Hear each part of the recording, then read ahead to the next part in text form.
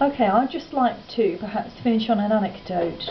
I attended a car maintenance course, and one of the chaps on the course was quite posh, what I would call posh. How many people here have been to public school? None of you? Okay. Well, then you probably appreciate this. I was talking to him. He was actually had much to the horror. He was a white man, white middle class man, who, much to the horror of his peers and family, had dropped out of corporate law, which he'd been very successful at. And I was talking to him about this, and I asked him, and one of the statements he made kind of stuck with me. And he said, well, you know, the reason I did corporate law is because if one goes to good school, generally they push you into a career.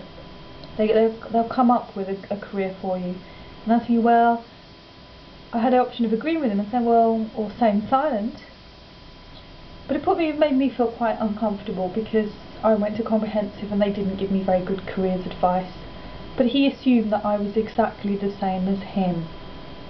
Another comment he made was about cars. And he was saying, well, you know, one of the problems of buying second hand is that these things do tend to go wrong. And it struck me that, well, he might, as a corporate lawyer, be quite casually able to buy first hand, but I certainly at that point couldn't have afforded to.